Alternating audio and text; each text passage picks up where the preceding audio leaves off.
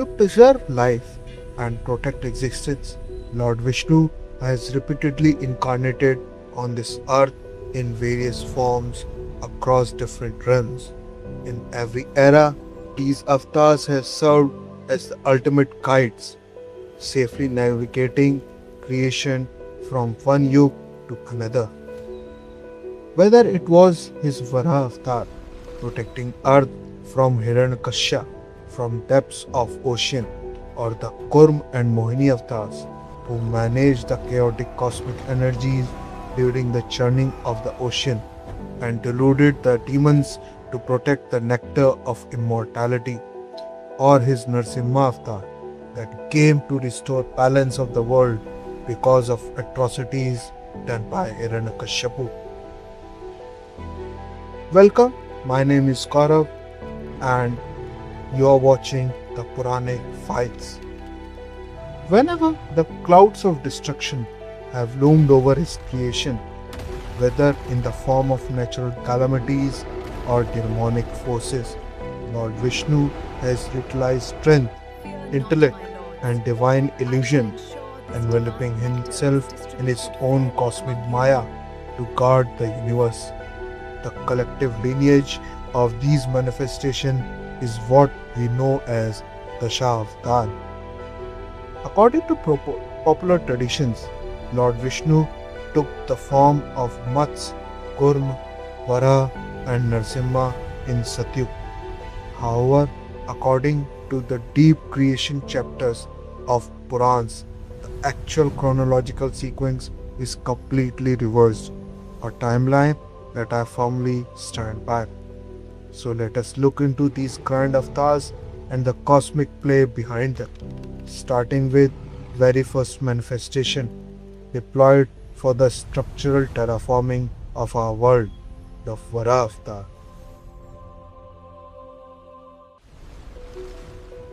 Chapter 1, Varaha Avatar.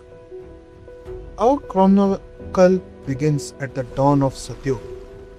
Tithi and sage Kashyap, two terrifying demons, were born, Hiranyakashipu and Hiranyakashipu. Through intense penance, Hiranyakashipu secured a supreme boon from Brahmadev himself. Blinded by pride, he unleashed absolute chaos across the three realms. But his ultimate strike was against Mother Earth herself. He abducted Mother Earth and plunged her into the lowest depths of the universe, into the dark, toxic, and primordial mire of the Garbhodaka Ocean. The planet's gravity, its tectonic stability, and the very existence of life on it were on the verge of being swallowed by permanent darkness. As Lord Brahma searched for solution to break this crisis, a mind-bending miracle occurred. From his nostril emerged a tiny thumb-sized creature that instantly expanded until it was as vast as the sky itself. This was none other than Lord Vishnu manifesting his first primary form, the Varaha Avatar. A ferocious, awe-inspiring form that was neither fully human nor fully animal. He possessed the raw cosmic power of a wild boar, perfectly built to tear through primordial swarms, clear cosmic debris, and pick thick paths through solid matter. Unleashing an earth-shattering roar, the Lord dived directly straight into the abyss of cosmic ocean. At the bottom of Garbhodaka Ocean, a titanic battle erupted between Varaha Avatar and the demon Hiranyakashipu, shaking the very foundations of space and time. Ultimately, Lord slayed the wicked demon and liberated Mother Earth. But the real engineering was yet to begin.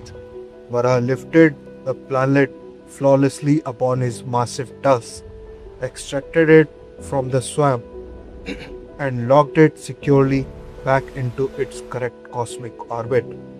He terraformed the wet mud into solid land, stabilized the mountains, and mapped out rivers, completely restoring the planet's grid so human civilization could thrive safely once more. Yet, despite this grand restoration, the tyrant of Hiranyakashipu's brother Hiranyakashipu was still raging, and to break his tyranny, the Lord had to manifest in an entirely new form, Lord Narasimha.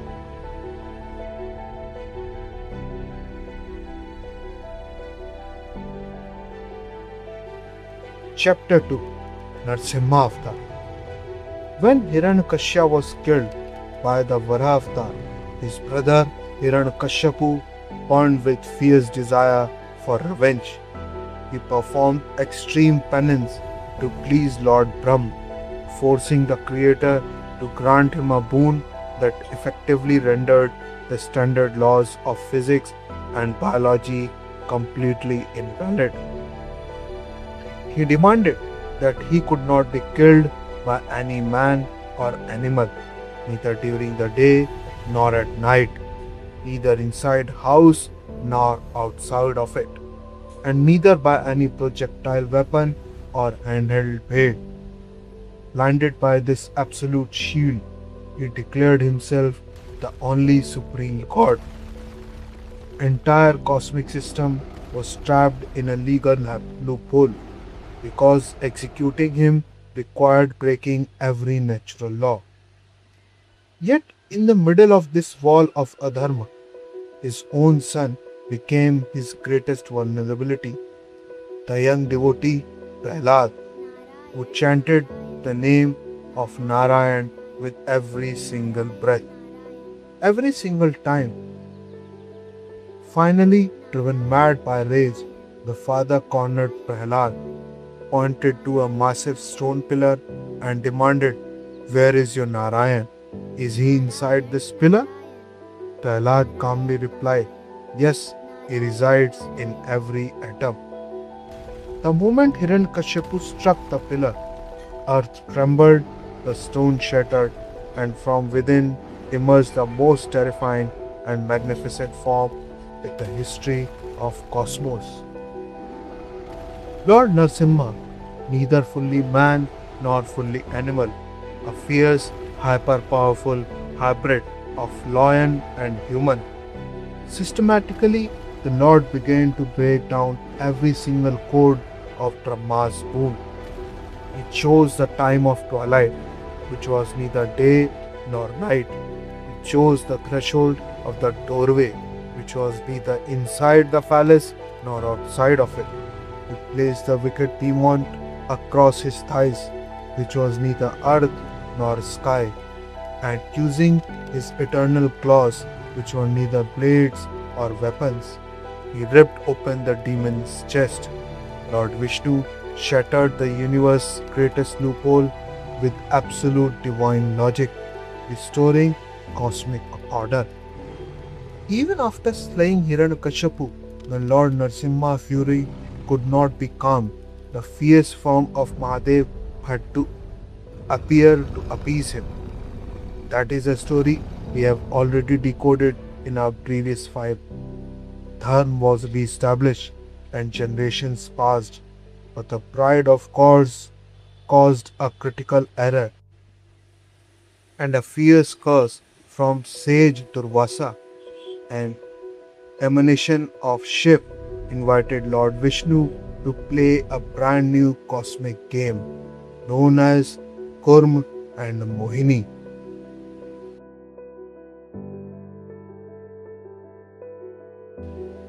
Chapter 3, Kurma and Mohini Avatar. This was the mid-era of Satyug.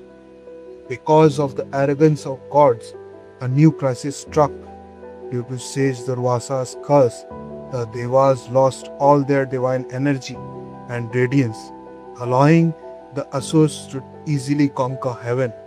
The only way to reclaim their lost glory and attain Amrit, the nectar of immortality, was to churn the cosmic ocean of milk. On Lord Vishnu's advice, the Devas and Asurs formed a temporary truce, and the grand Samudra Manthan began.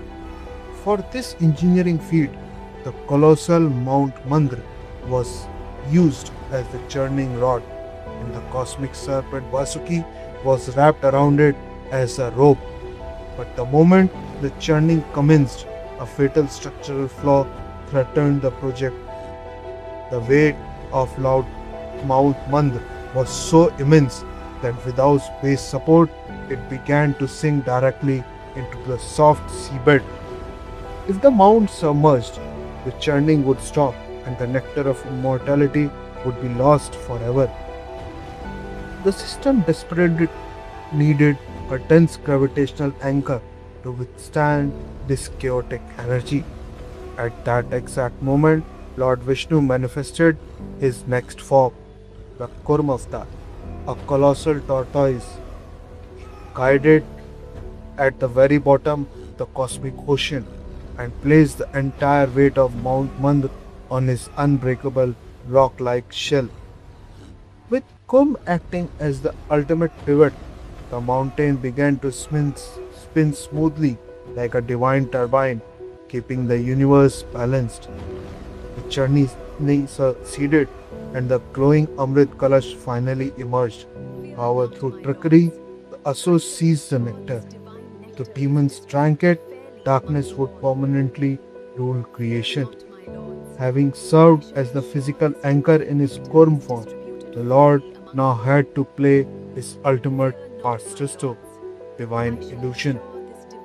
The Lord assumed the form of Mohini, an enchantress of such unimaginable beauty and grace that the demons completely lost their senses. Through brilliant wit and charm, Mohini deluded the Asurs, took Amrit Kalash into her own hands, and distributed nectar strictly to Devs. During this process, a demon named Swarbhanu disguised himself to steal a drop, but the Lord instantly severed his neck with the Sudarshan Chakra, creating the cosmic entities we know today as Rahu and Ketu. Thus, gods became immortal and righteousness triumphed. In a single timeline, the Lord played two completely constructing roles, stabilizing the physical world as Kurm and defeating Adhar through sheer strategy as Mohini. Following this journey, the Lord even had to journey to the depths of Patal Lok, eliminate the remaining demonic forces, where he lived out a mortal life through his own cosmic play. And the profound impact it had is an event we had already covered in our previous episode of Mahadev's Vishnu Avatar. After all these grand events, the time had finally arrived for the twilight of Satyug and the completion of the very first breath of Brahma. In our upcoming episode, discover how this breath of Lord Brahma brought forth the catastrophic Mahapralaya, and how King Bali, the great grandson of Prahlad, ends up donating his entire universal empire in a single act of charity. From the trap of ego, neither gods, kings, or demons have ever been able to escape. What chance do we ordinary humans stand? Yet history proves that through humility and discipline, even demons can attain the divine. And you, after all, are still a human. Until next time, Narayan Narayan.